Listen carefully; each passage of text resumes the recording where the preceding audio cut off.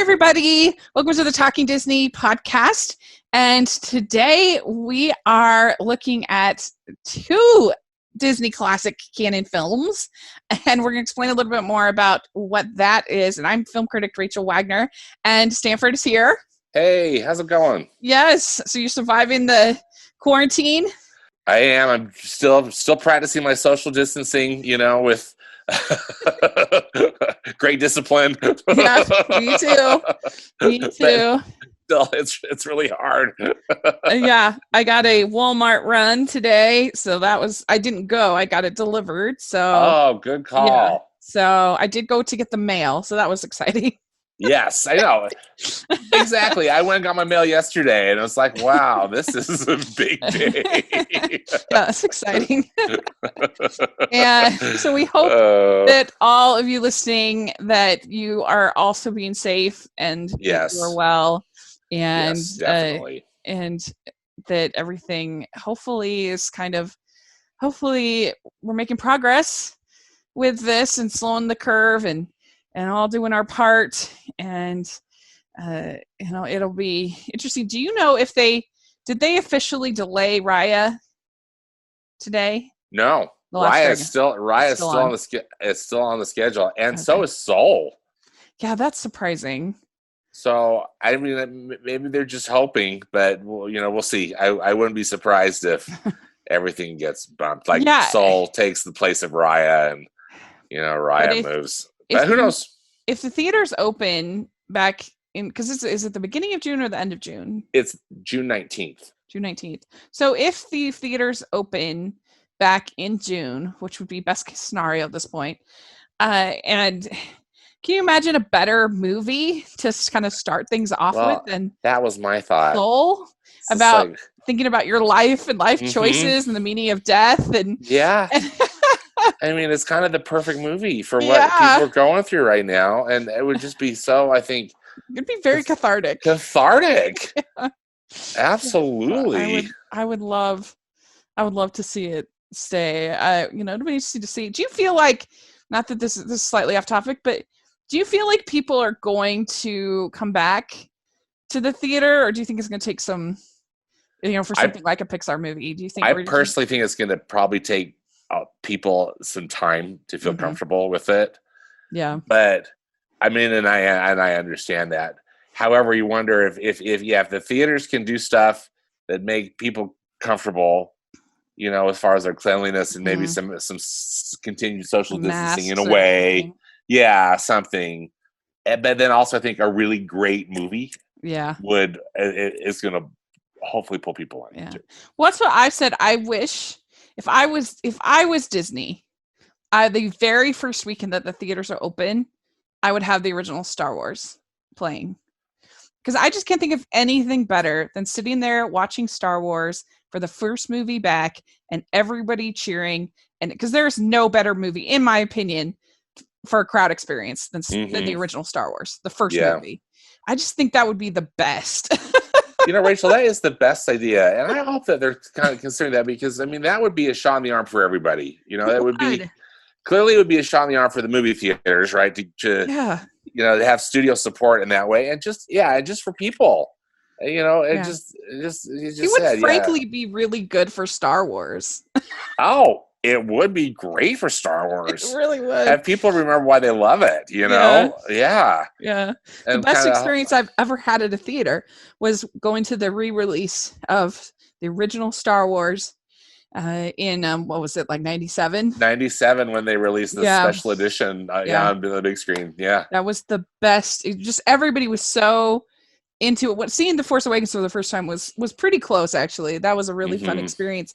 But just everybody cheering and dressed up, and that whole thing was so much fun. Yeah, it was the best. And I just think that would be just the message of it all is so positive too, and about family and gathering together and defeating the evil. And I think it would be awesome. But anyway, that is the coolest idea. Let's hope they do something like that, And if you're listening to us, anybody at Lucasfilm, That's right. Please.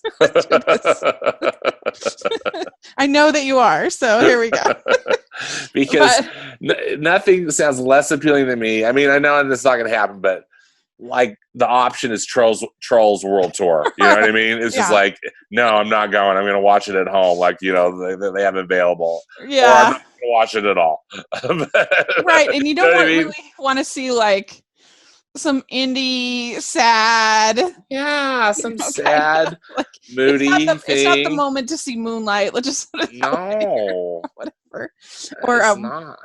what's it? Moonlight. Not Moonlight. Manchester by the Sea. That would be Manchester the by the worst. Sea. Oh, just this It's a good so movie, sad. Oh, it's a but fantastic movie. It's so it's sad. so sad. Not for that moment. But Yeah.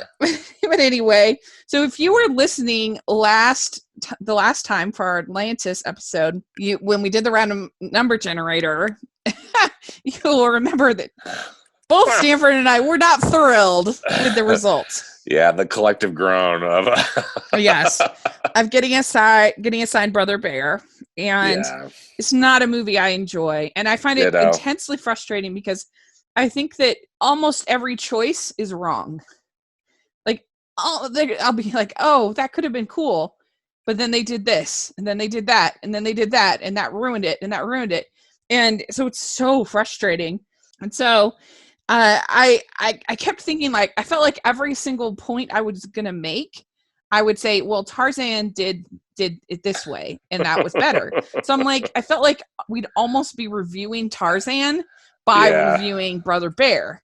So why not just review them both in the same episode? And then we could watch both, have kind of a palate cleanser. Yay. Yes. Brother Bear.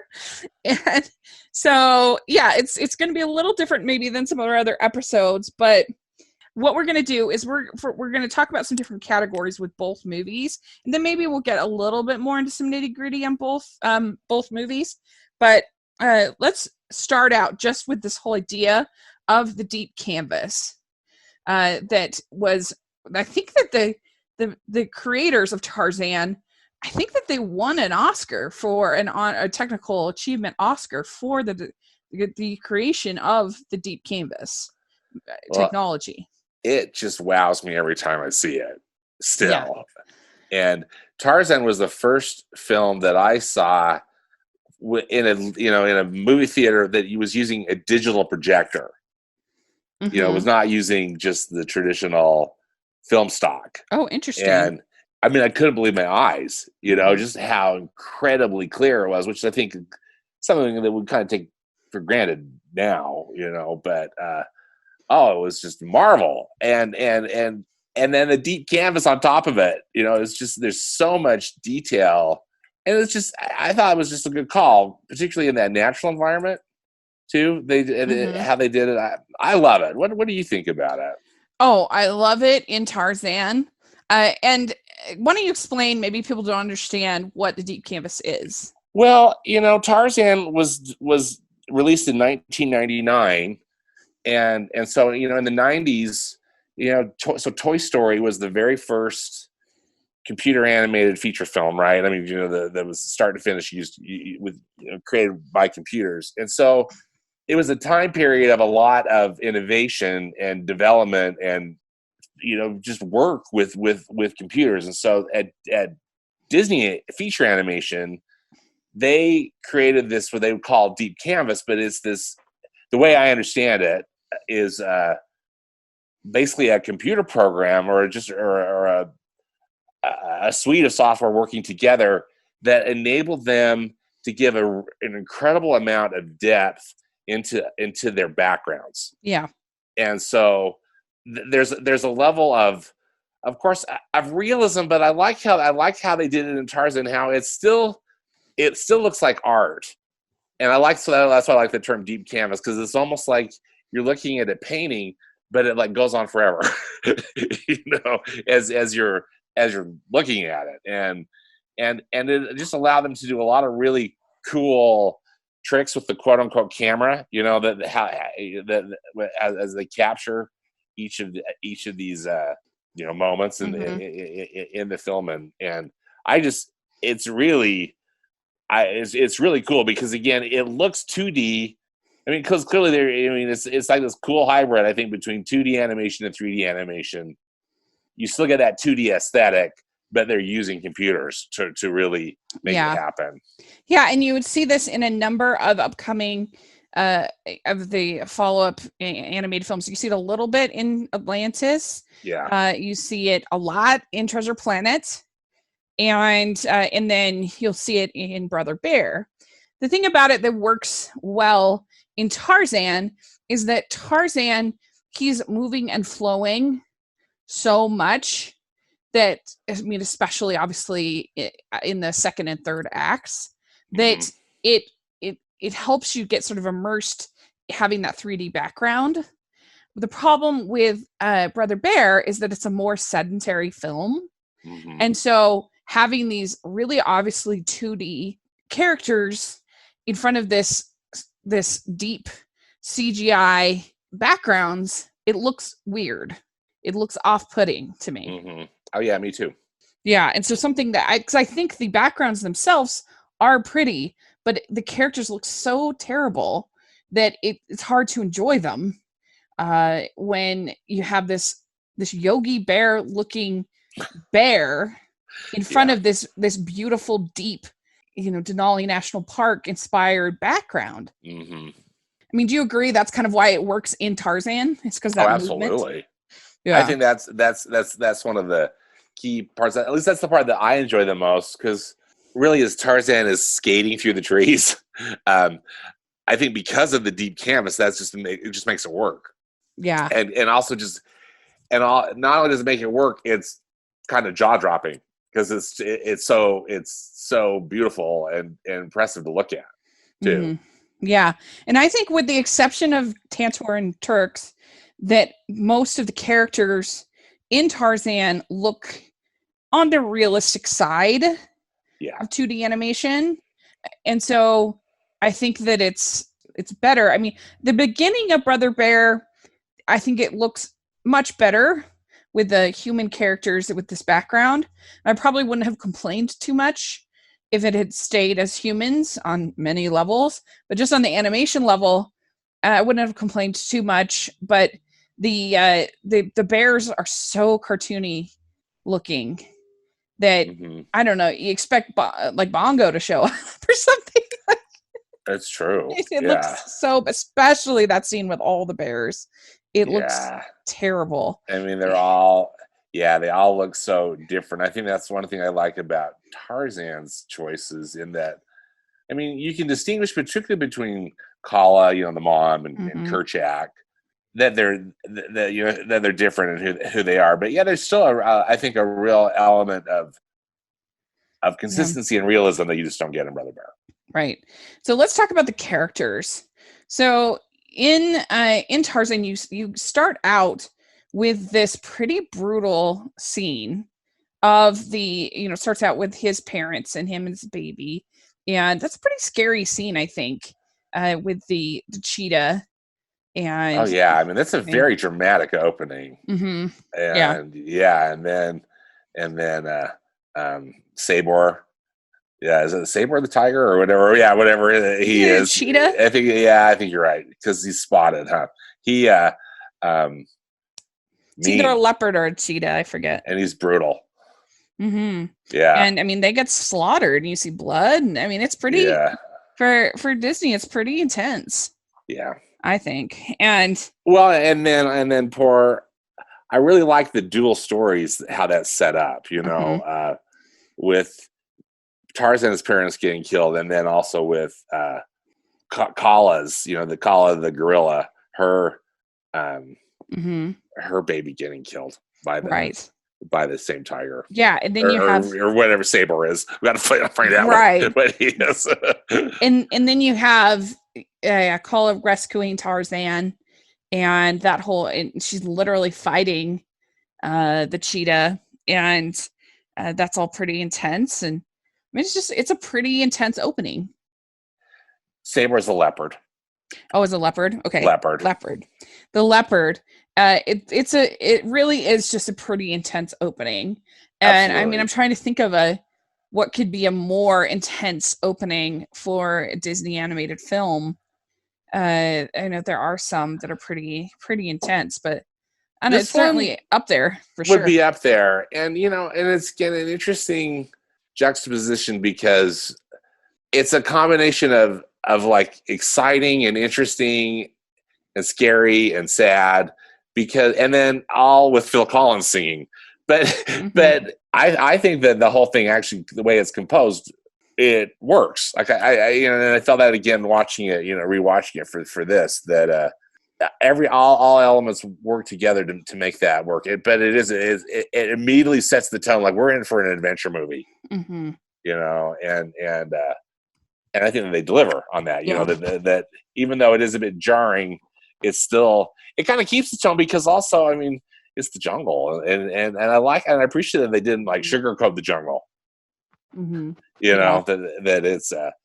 it's brutal, and also, I mean, the man is brutal too. As I'm sure we'll talk. I mean, about I guess if we were going to talk about brutal beginnings, you'd have to include Hunchback of Notre Dame. Yeah. Yeah, that one is that's hard. It's pretty intense. Yeah. I actually think I don't know, I was gonna say like Lilo and Stitch is actually pretty intense. With just one thing after another happening to their family. But I don't know, I think that Hunchback is probably on about the same level as this. I can't think of any other ones, but anyway, I agree with you. And in contrast, I think that Tarzan, you have very few characters that you're really trying to get to know because in this opening, it's more about what's happening. It's more about the plotting than the characters. Yeah. But you obviously get to know Kyla right away, and that you love her, and she's wonderful. And then you also. Because you don't see one thing I didn't realize until watching it this time, you actually don't see Jane and the crew for quite a while. Yeah, they don't show up until way into Act 2. Yeah, which I hadn't remembered that was the case until there's a lot you learn from watching a film when you're taking notes. There's a lot of things that you notice that you wouldn't have noticed before. Amen. Yeah, for me. And so anyway, so you don't even get to know those characters until way later. And it's mainly about Kayla and her, raising this child and little bits of Tarzan. But you don't even see him as a full man until quite a bit into the film. And I guess Kerchak too, as you get to know too in this beginning. But you immediately have characters that you care about, or a character at least that you care about. And the problem with Brother Bear is that all of the characters are so insufferable.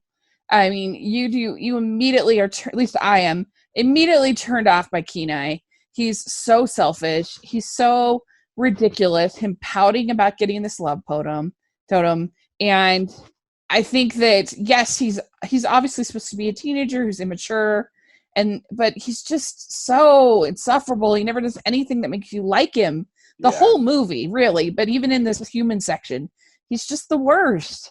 Yeah, there's nothing that's appealing about him at all. And I I guess it's probably maybe that's what the filmmakers were going for, right? It was just like he's got to learn a lot because he's going to go through a lot, but still, there's not anything that almost like you kind of don't even root for him, because it's just like why should I like him? And then they set it up with that it's going to be three brothers, and I mean it is still kind of the three brothers story, but I don't know. It just because Denai,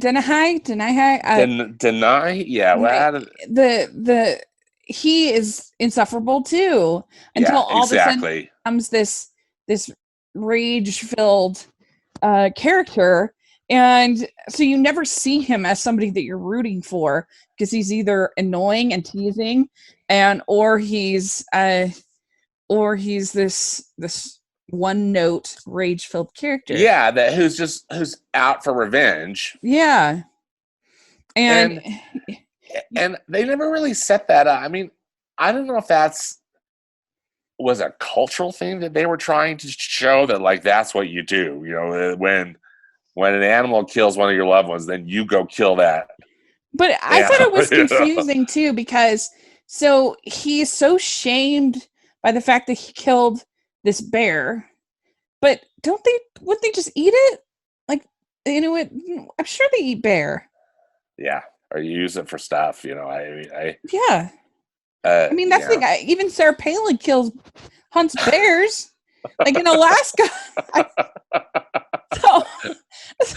It's a good point. And I'm sure that actual Inuit people, I'm sure they eat bear. I feel that's a confident assurance. Well, so then they got to use the skin because they're all wearing fur, Yeah, and in all the different parts of the bear. So I don't really understand why that was such a big deal. Why did anybody care? Yeah. I mean, yes, he did it out of a wrong feeling in his heart, but in the end, he's still providing sustenance for like growing men. Mm-hmm. Eat a lot, teenagers. Yeah.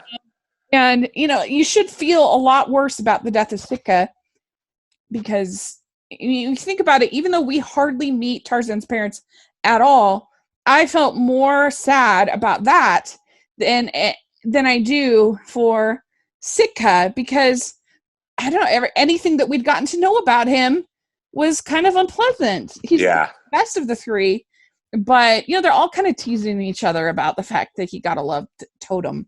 And I mean, I do appreciate that I think that they tried to stay more sort of faithful to the Inuit culture. I mean, what do I know about Inuit culture? But it seems like they tried to stay more reverent of the Inuit culture than Pocahontas did.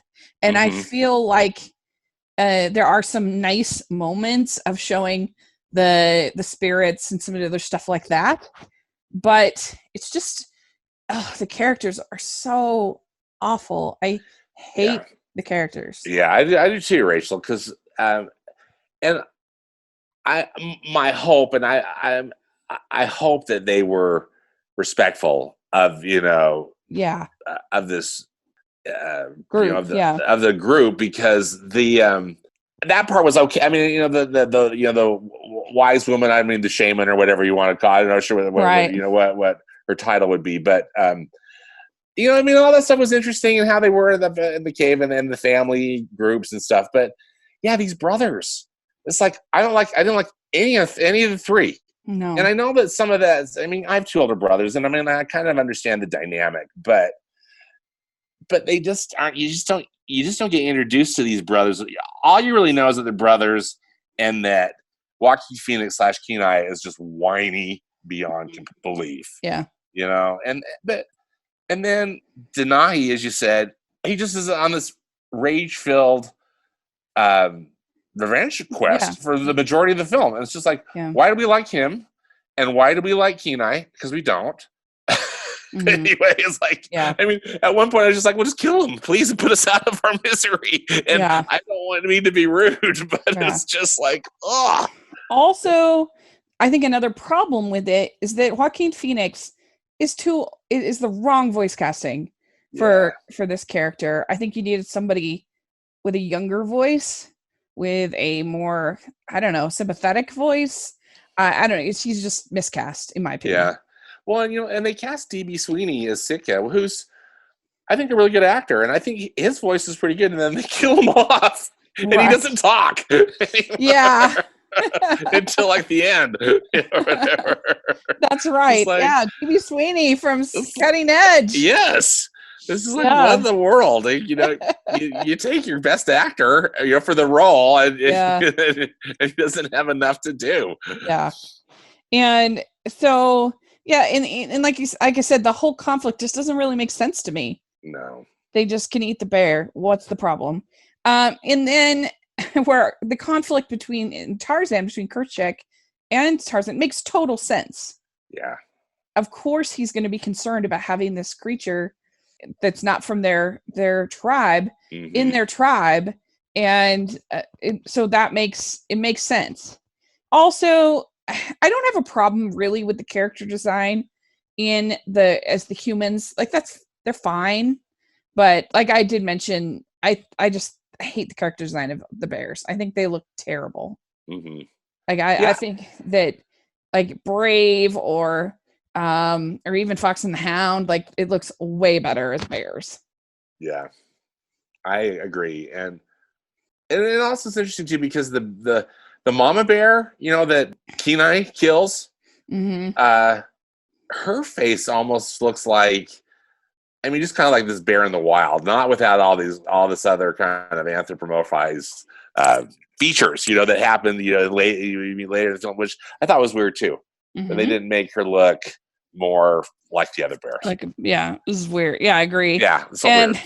So let's talk about comic relief, because once you see this whole scene in Tarzan with him growing up and kind of irritating Kerchak and playing that son of Stantor. man scene. And so basically Turk and Tantor are the comic relief of the movie for the most part. And a lot of people kind of aren't a big fan of Trash in the Camp, which we see later once the humans come. Then we see that sign. I think it's okay. I like it fine. I don't know. I think it's cute. I think it's cute. It's a catchy little number, and it's kind of a pleasant break in the action. I'm okay with it. I think that the Beauty and the Beast gag is funny. Yeah, that's a good one. Scene, and the whole thing. I'm okay. I'm okay with that. It's not my favorite, but I it's not like I was wanting to fast forward it right when it was happening. Yeah, and so in Brother Bear, they have a lot of comic relief that they try, and some of it is only there for like one scene. It's so weird. Like, why did they feel a need to have the Billy Goats there just saying shut up a lot? Like, I wouldn't really want my little kids to be that's a big joke saying shut up, shut up, shut up, shut up. Like, I don't think that's funny first, and I don't think I really want my kids saying shut up all the time. And then the moose, like they're the voices of the Strange Brew actors, Rick Moranis, and Dave Thomas. And I've seen Strange Brew, so I get the jokes, but I feel like that's an awful big reach. Like, it feels so random.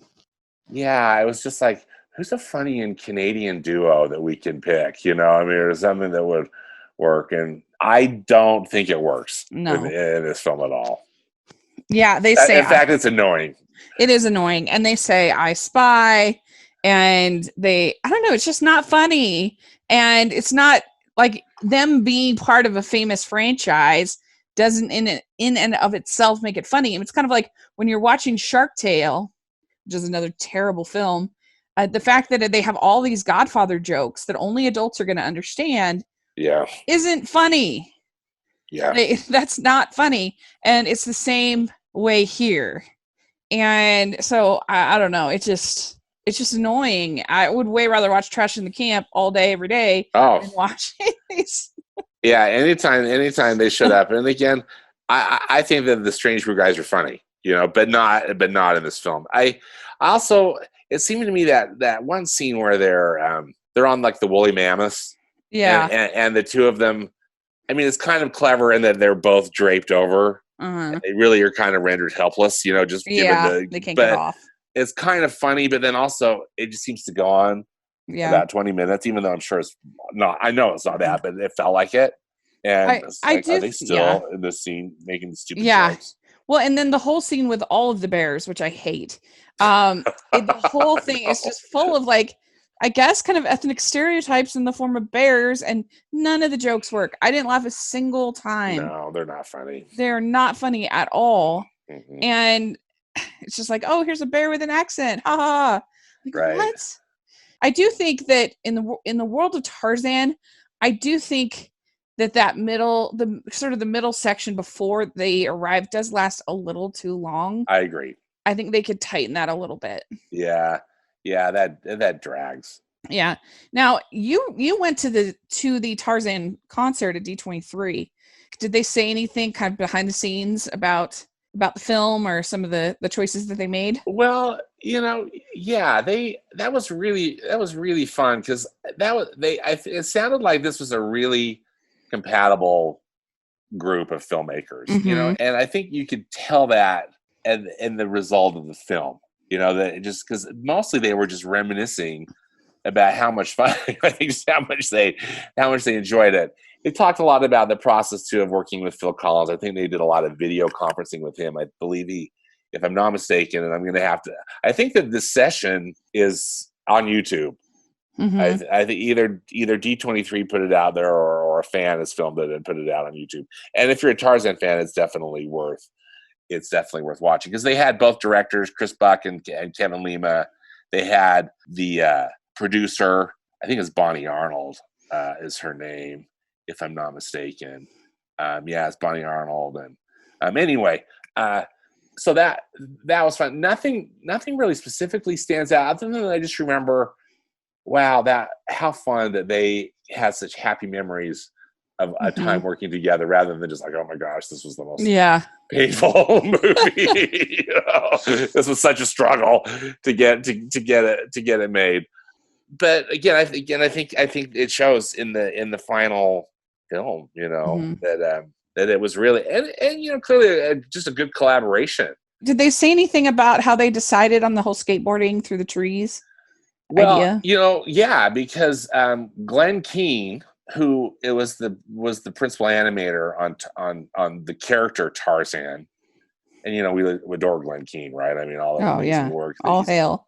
Yeah, seriously, that he's done for Disney, and then all this other stuff he's doing now. But his son was, I think, either a preteen or an early teenager who loved watching Tony Hawk skateboarding videos. And Tony Hawk, as you may recall, I mean, he was real, like in the 90s, I think was kind of his apex, but he was a very famous American skateboarder. Yeah. And he's had all these, different videos and things I think you could buy of him, and his kid loved him. And that was the biggest inspiration, as I recall, for Glenn Keane. And so Tarzan going through the trees, he's like skateboarding through the trees, although it's just on his bare feet, but it's still, you can really tell that was a main reference for him. And I thought that was a really great design choice, because it's a combination, again, of swinging through the vines, but also how he's able to navigate through the branches. And again, they take full advantage of that deep canvas. Yeah, exactly. I think it looks so cool. Oh, I love it. I'm surprised they've never done a Tarzan ride. Yeah, I know, that would be so fun. They converted the Swiss Family Robinson treehouse into Tarzan's treehouse in Disneyland Park, and that's fun, because I feel like they really, I guess it's a combination. I think that Disney purists don't like it because they want it to be Swiss Family Robinson like it was originally. What still is in Disney World, right? Yeah, it still is in Disney World, and the Magic Kingdom in Disney World. But I thought what they did to it, at least if they at least did it well. I thought they did. Everything is to model. It looks good, and it's still a fun experience. In fact, even at the base camp, at the bottom of the tree, they have Mrs. Potts, right? Which is kind of a fun little, Do you think? Yeah. Do you think that Jane is too much of a damsel in distress in the movie? Yes and no. I mean, part of it. I'll be really interested to get your take on it. I've never really. I think because Minnie Driver gives such a good vocal performance, I just find her so appealing. And also, though, I think that they were keeping, in a way, trying to make Jane independent, but also keeping within the framework of the story. I mean, just also, Tarzan isn't necessarily a genre, but I mean, it's a series of books and movies, and it's just kind of how this relationship goes, in it. I feel like they were trying to be true to that, yet make her also be, her own woman too, be independent. But how do you see it? It's interesting that you said that about sticking with the spirit of the genre, because I actually use that to defend the choices made about Clayton, because I just think that Clayton is such a kind of iconic villain for this type of story. Absolutely. This type of movie. Yeah. And so it makes sense to me that he's he's that kind of guy. And I think with Jane, I think that most of the stuff with her being a damsel in distress, like any trope, it can be executed well. Mm-hmm. Any trope can be, a trope is not a dirty word, Yeah. or, character archetype. I think that it makes sense. She's never been on this island before. Right. She has no idea what any of these things can do. Yeah, she's never had this kind of interaction directly with animals. Like she's very familiar, of course, with them just because she, from a book, but right, from studying, but that's not the same. And so I think that she shows her ability to learn and adapt like pretty quickly. And I don't think she's too shrieky. Like if you compare it to I don't know, like Temple of Doom, Kate Capshaw. That's immediately who I was thinking of, is Kate Capshaw, where you're just like, I can't hear any more screaming. Yeah, stop. Yeah. And so I don't think that she is too much of a damsel in distress for me. I think it makes sense for her character. So I'm fine with that. But let's talk about Koda in Brother Bear. Hold it up. So Kenai as a bear meets Koda, this little Koda, little cub, bear cub. Yeah. And oh man, it's so cringeworthy. You never met a more annoying character, a more irritating character. And yes, he's supposed to be irritating, but boy, a little of that goes a long way. Yeah, it goes a long way. Koda's a hard character because again, here he is, this little kid who, he's lost his mom, although he doesn't know it. Really that he's separated. He was kind of in his mind, right? Yeah. But wow, and there's just those scenes when Kenai gets in that trap. Yeah. Ooh, yeah, that's a rough scene. Oh, it's just like, I promise you I didn't fast forward it, but I was so tempted to. Just like, I just don't know how I can get through this because they were both. It just doesn't. Again, just one of those examples of how this script and story just doesn't. Well, the whole thing it just didn't work. And you just don't buy for a second that these two are friends. No, that they're somehow an unlikely friendship. You don't buy it for a minute, and you don't buy that Kenai is going to put up with this boy at all, that he's going to like it, and it makes her the ending completely unbelievable. Yeah, like, you don't buy it for a minute. Yeah, it's true. And it's awful.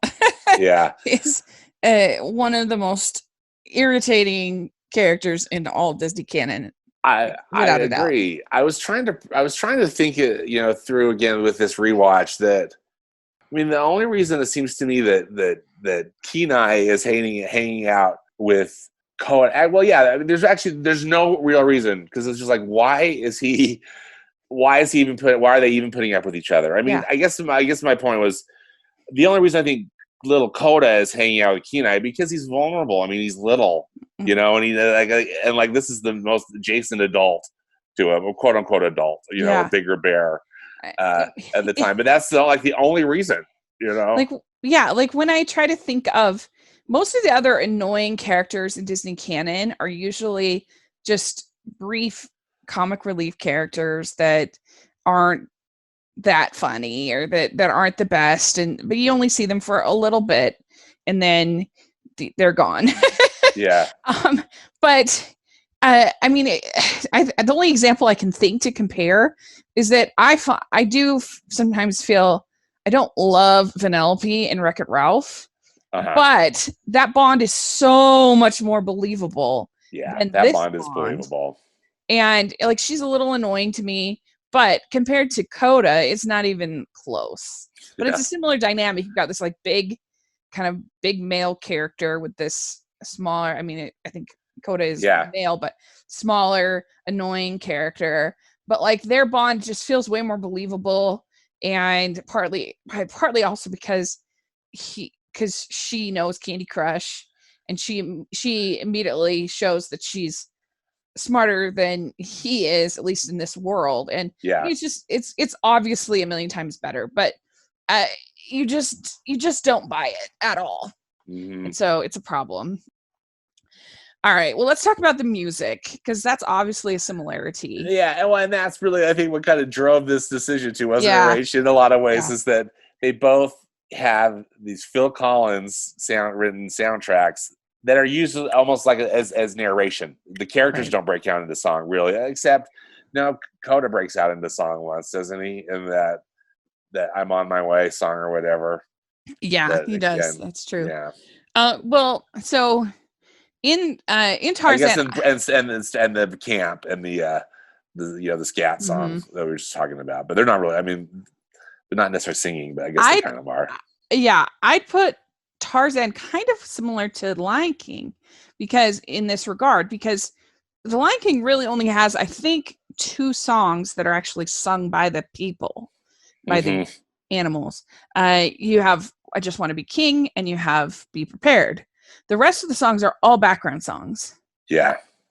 If I'm not mistaken anything.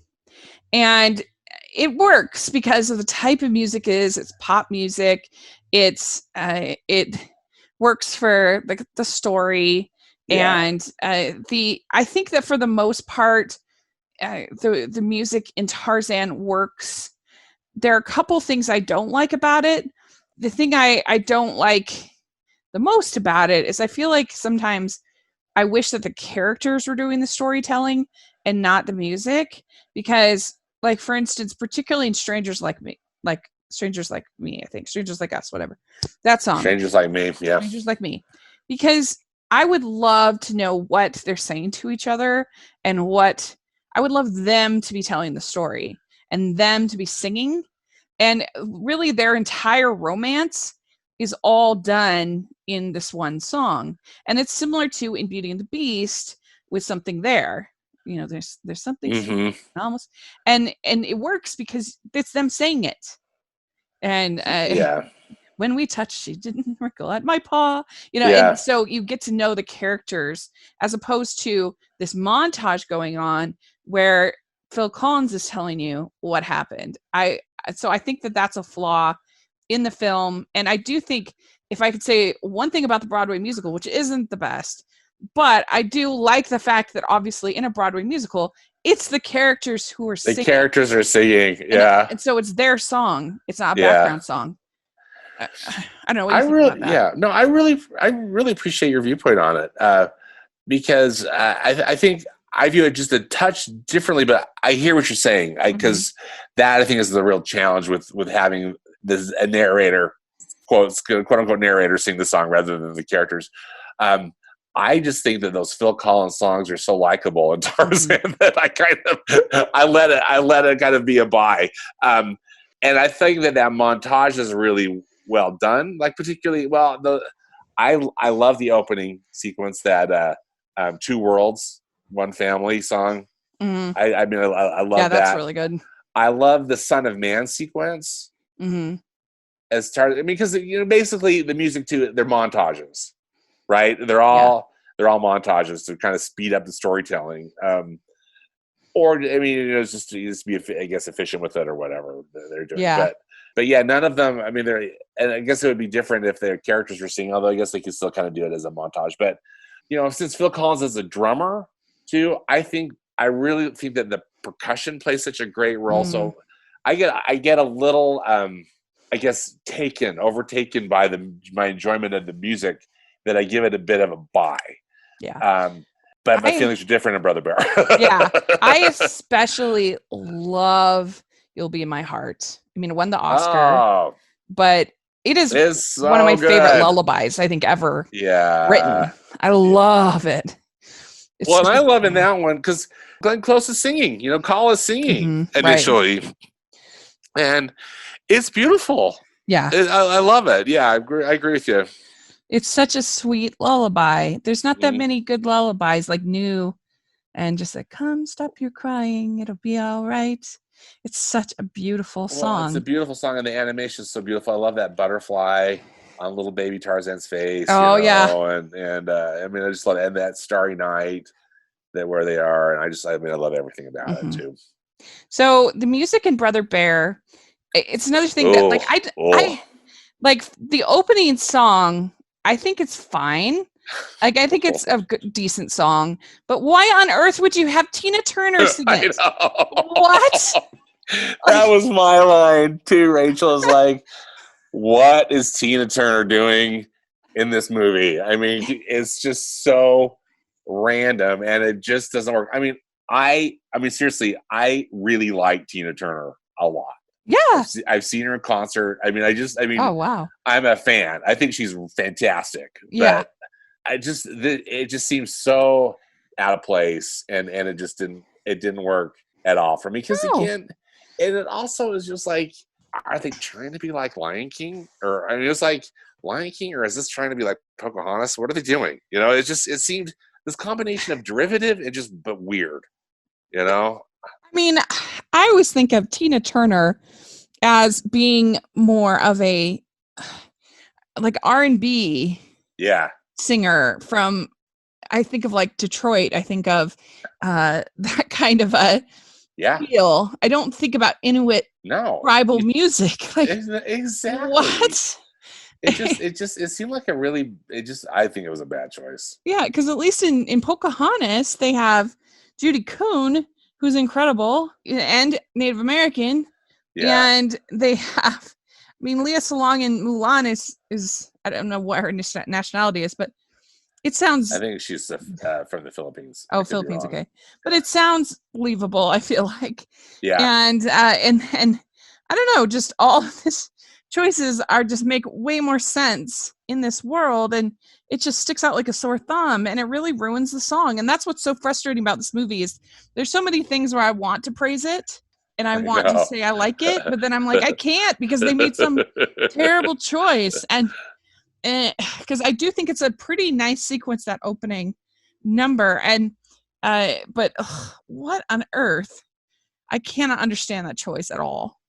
Yeah, I don't either. I don't get it, and I appreciate what they're trying to do with the storytelling in the scene, I guess. But the whole time, I mean, sometimes it would go instrumental, you know, and then other times, like then Tina Turner would come back.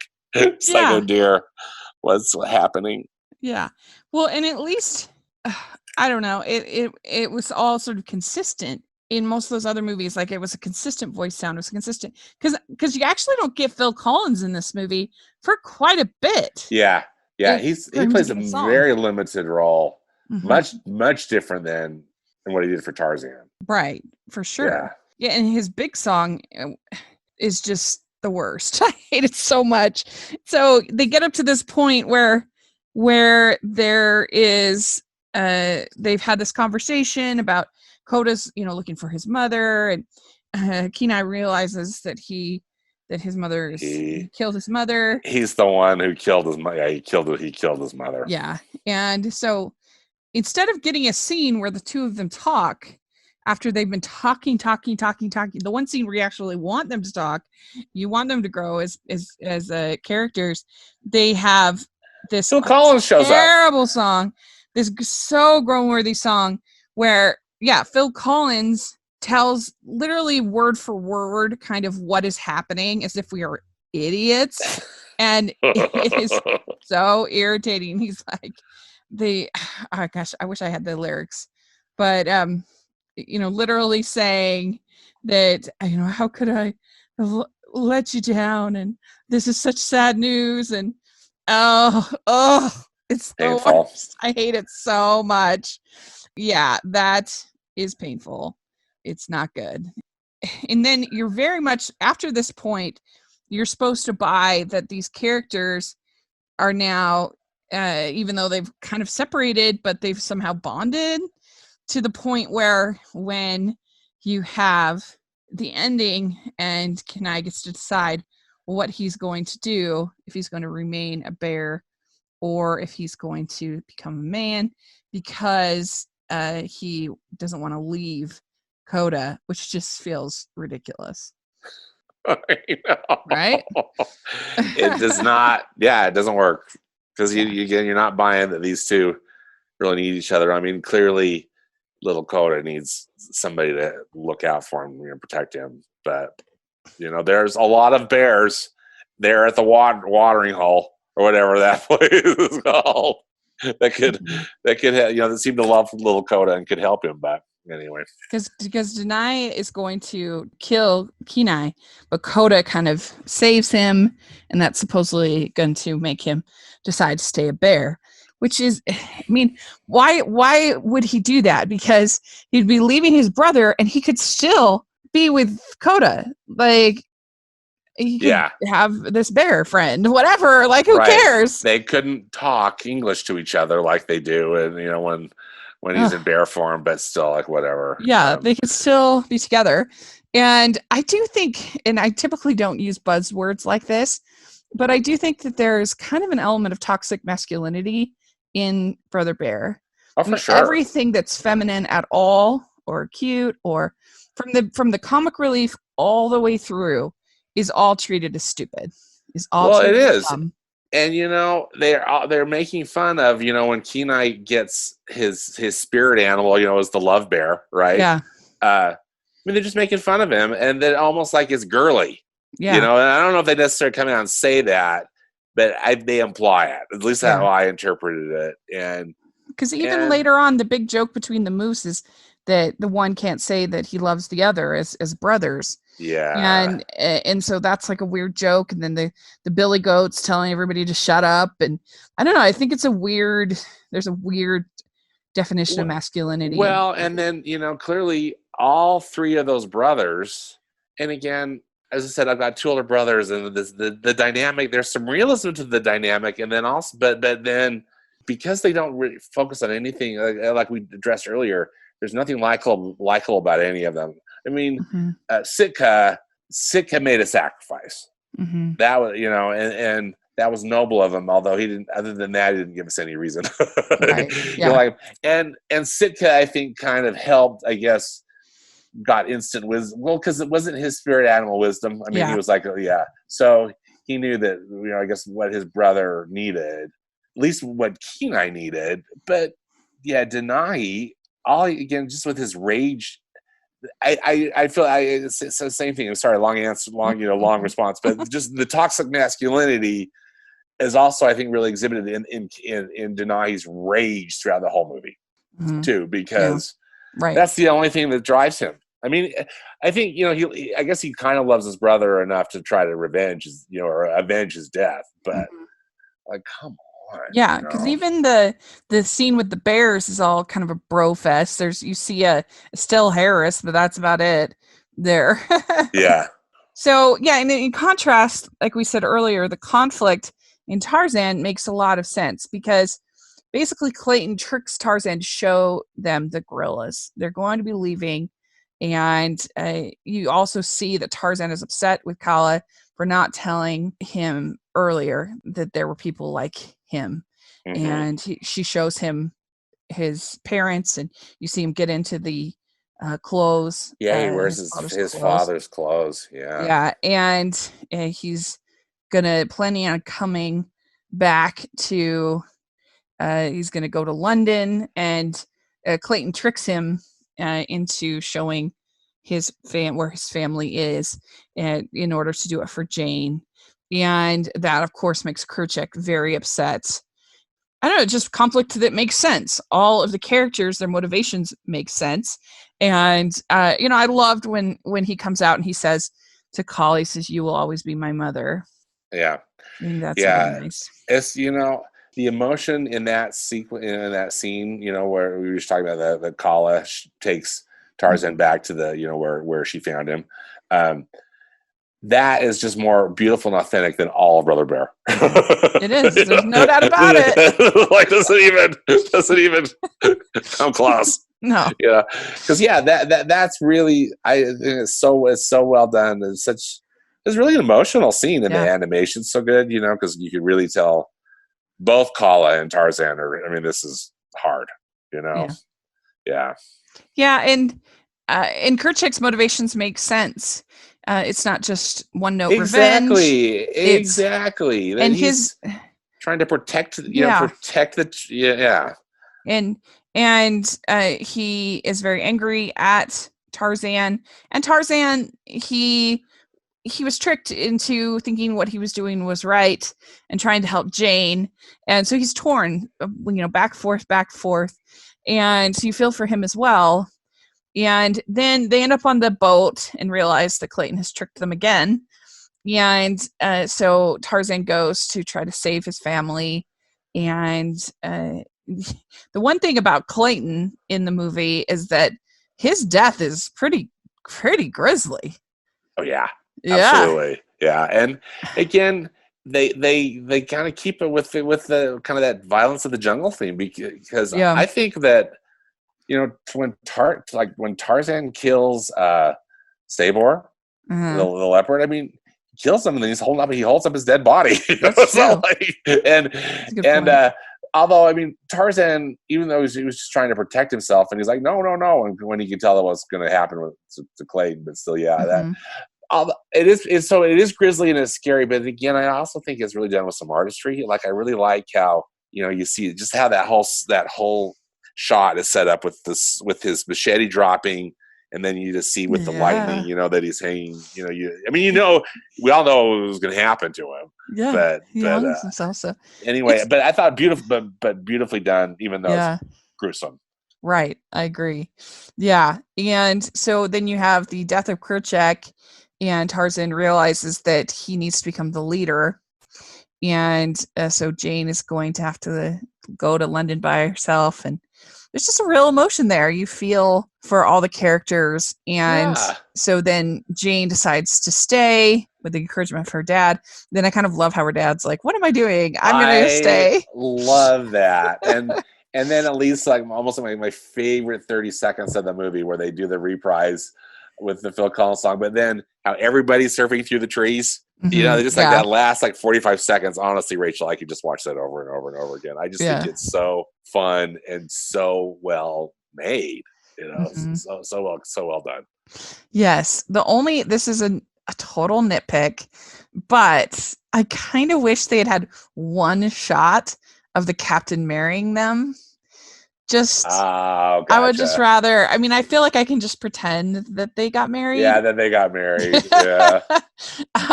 But I would like them to just show that just for a second, because I think, I don't know, just I'm old fashioned, I guess. Yeah. I can to be married. But it's really good. I love the film. I think it's a really good one. And I just find Brother Bear to be it's a chore.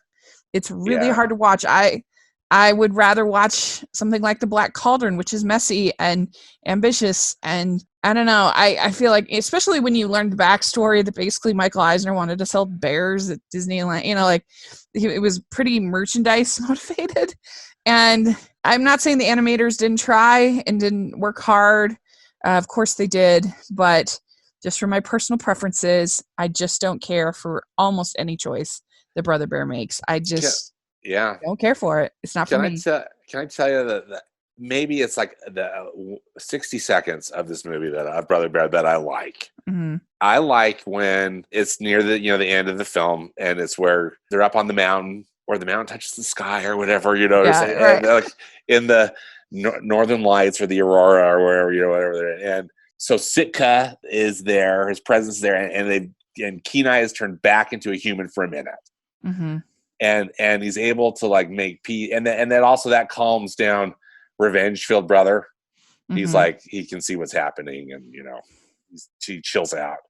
But then little Koda gets a minute with his deceased mom, and I thought that they handled that tastefully the way it was drawn. He's it's brief, but I just okay, good, at least he gets some peace, and is able to say goodbye to his mom, and that made me happy. But then Good Feelings gone, and then this movie starts up again, and Tina Turner comes back. Doesn't she come back at the I can't remember either, but I think it's the same song. I could be wrong, but it's bad. It was just let's get this over with.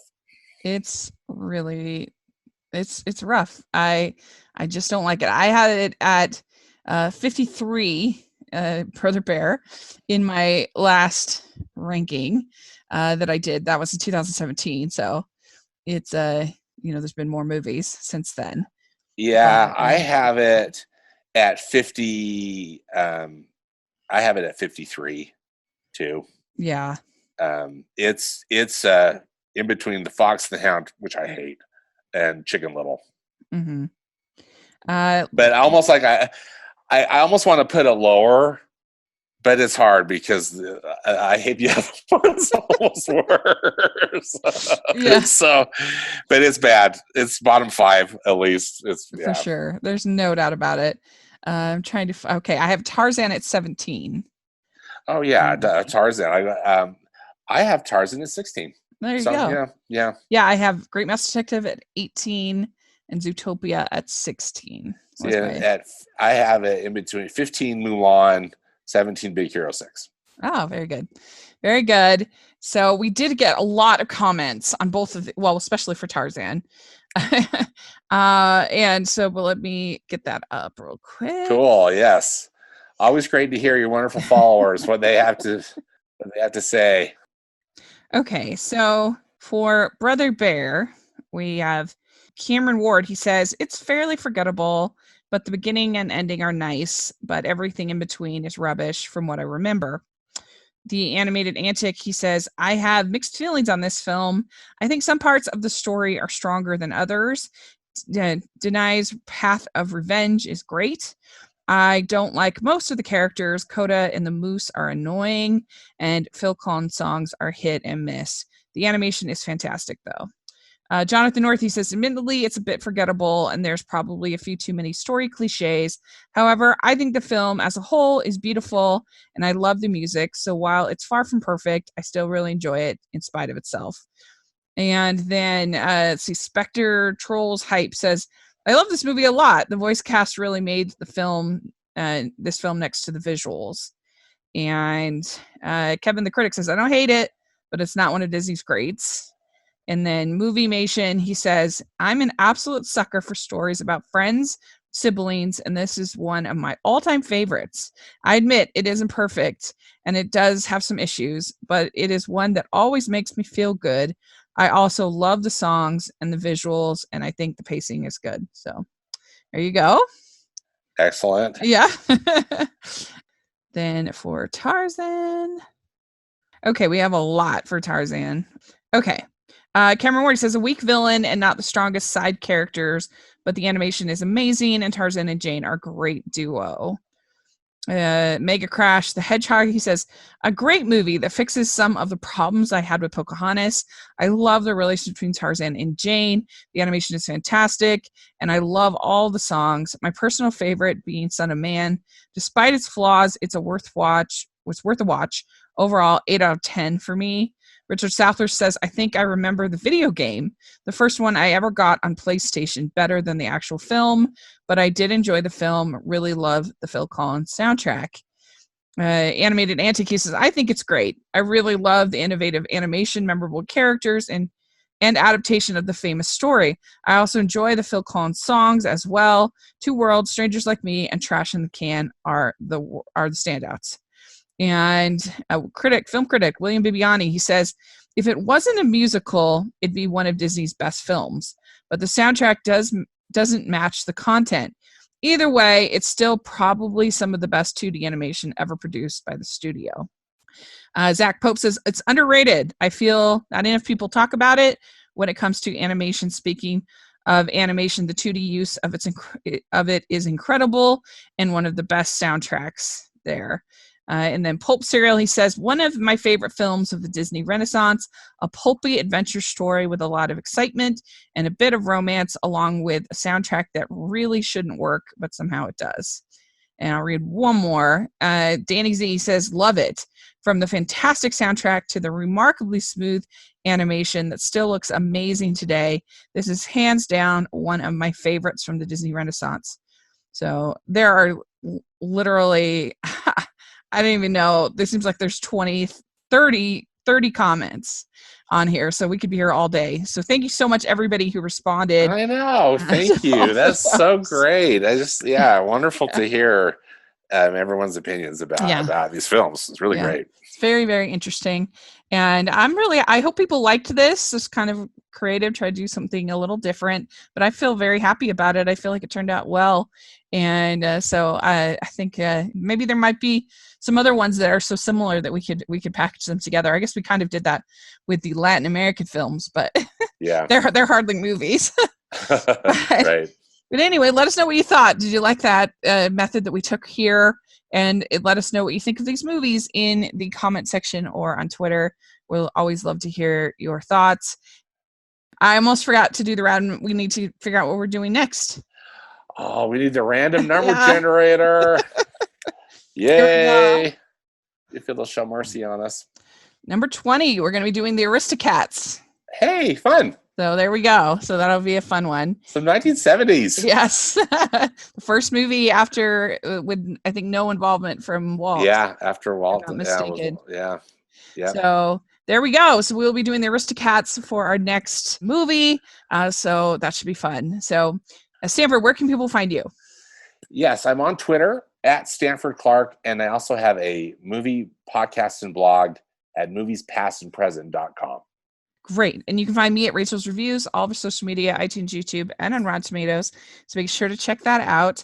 And you can follow us as a podcast at Disney Talking on Twitter. And we'd love to have your follow there and your contribution there. You can also find me at the Hallmarkies Podcast and all over the place. And so make sure to check that out. And we have our merch store, which has some really fun designs, including #AnimationJunkie shirts. So we'd love for you to check that out and support the podcast.